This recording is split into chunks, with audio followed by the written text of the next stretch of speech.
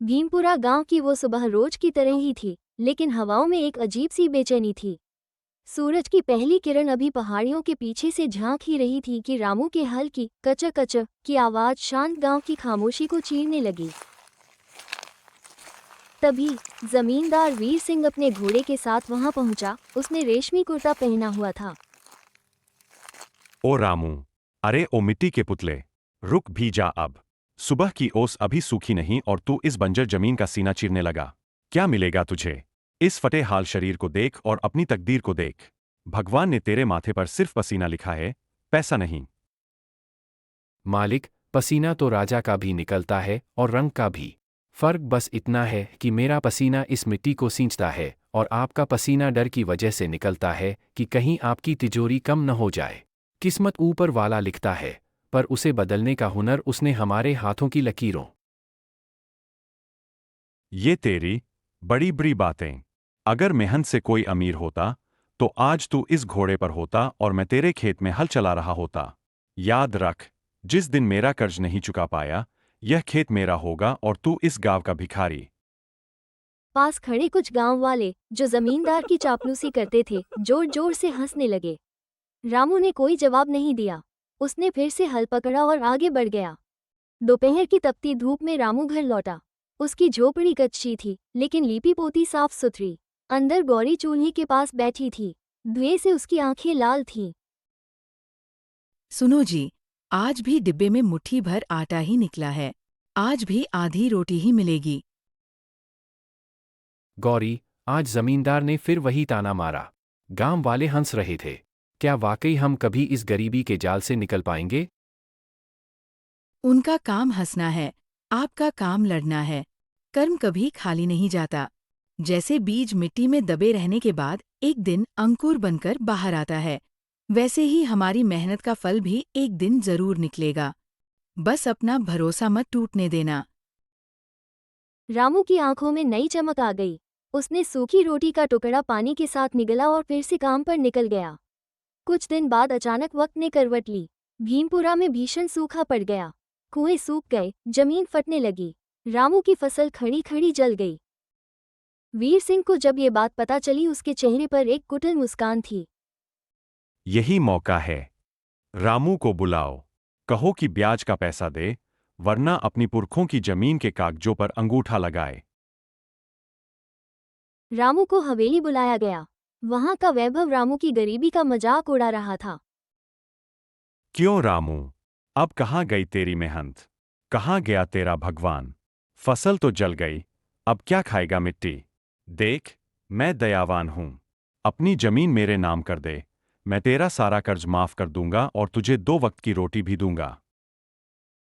मालिक, यह जमीन मेरी माँ है। मैं इसे कैसे बेच दूं? तो फिर 3 दिन तक मेरा ब्याज चुका देना, वरना सिपाही भेजकर तुझे गांव से बाहर निकलवा दूंगा। और हां, याद रखना, भूख सबसे बड़ा दर्द होती है। रामू लड़खड़ाते कदमों से बाहर आया। गांव वाले अब उसे देखकर रास्ता बदल लेते थे। जो कल तक साथ बैठते थे, आज वे भी कटाक्ष कर रहे थे। एक शाम, जब रामू अपनी सूखी जमीन पर बैठकर रो रहा था, तभी वहां एक तेजपुंज वाले साधु बाबा आए। उनके चेहरे पर असीम शांति थी। बेटा, मिट्टी की दरारों में आंसू नहीं, उम्मीद बोई जाती है। महाराज, अब कुछ नहीं बचा। न उम्मीद, न साधन। जमींदार मेरी जमीन छीन लेगा। भाग्य बदला नहीं जाता, उसे कमाया जाता है। यह पोटली लो। इसमें कुछ बीज हैं।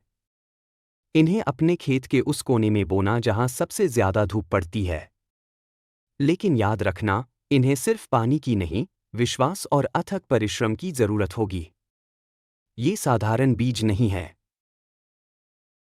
साधु इतना कहकर ओझल हो गए। रामू ने कांपते हाथों से पोटली खोली। उसमें काले रंग के छोटे छोटे अजीब से बीज थे। रामू ने उन बीजों को बो दिया। गांव में पानी नहीं था। रामू मीलों दूर से गगरी में भरकर पानी लाता और एक एक बूंद उन बीजों को देता। लोग उसे पागल कहने लगे। देख रे, रामू का दिमाग फिर गया है। पत्थर जैसी जमीन में पानी डाल रहा है। अरे भाई, जब पूरी फसल सूख गई तो ये काले दाने क्या उगेंगे? किस्मत का मारा है, अब पागल हो गया है। लेकिन रामू ने कान बंद कर लिए थे। उसने दिन रात एक कर दिया। वो खेत में ही सोने लगा। 3 महीने बीत गए। अचानक एक सुबह उन बीजों से बैंगनी और सुनहरे रंग के फूल निकलने लगे। पूरा खेत एक दिव्य खुशबू से भर गया। जब फसल पूरी तरह तैयार हुई तो शहर का एक बड़ा व्यापारी वहां से गुजरा। वो अपनी गाड़ी रोककर रामू के पास आया। भाई, ये कौन सी फसल है? ये तो दुर्लभ स्वर्ण संजीवनी है। इसकी खोज में हम जंगलों में भटकते हैं। ये दवाओं के लिए सोने के भाव बिकती है। क्या तुम इसे मुझे बेचोगे? रामू को अपनी कानों पर विश्वास नहीं हुआ। व्यापारी ने रामू को इतना पैसा दिया जिसकी उसने कल्पना भी नहीं की थी। रामू ने सबसे पहले अपना कर्ज चुकाया। उसने अपनी जमीन वापस ली और गांव में एक बड़ा अपना घर खरीदा। उसने गांव में एक कुआं खुदवाया ताकि फिर कभी कोई किसान सूखे से न मरे। रामू अब गरीब रामू नहीं, रामू भैया बन गया था। जमींदार वीर सिंह की बुद्धि भ्रष्ट हो गई थी। उसने लालच में आकर अपनी सारी संपत्ति एक विवादित व्यापार में लगा दी। रातों रात उसके गोदामों में आग लग गई और कानूनी दांव पेच में उसकी हवेली तक नीलाम हो गई। उसके लठैत और चापलूस गांव वाले उसे छोड़कर भाग गए। एक दिन भीमपुरा की गलियों में एक फटेहाल शख्स भीख मांग रहा था। वो वीर सिंह था। चलते चलते वह रामू के ऊंचे दरवाजे पर पहुंचा। कोई है? कुछ खाने को दे दो, बड़ी भूख लगी है। जमींदार साहब, आप अंदर आइए। नहीं रामू, मैं इस काबिल नहीं हूं। मैंने तुझे बहुत दुख दिए।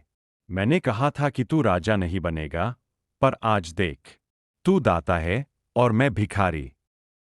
मालिक, न आप कल बुरे थे, न मैं आज महान हूं। यह सब कर्मों का खेल है। आपने अहंकार बोया तो अपमान का फल मिला। मैंने मेहनत और सब्र बोया तो मुझे यह सुख मिला। आप चाहें तो मेरे खेत में काम कर सकते हैं। यहाँ मेहनत की कीमत मिलती है, ताने नहीं। वीर सिंह फूट फूट कर रोने लगा।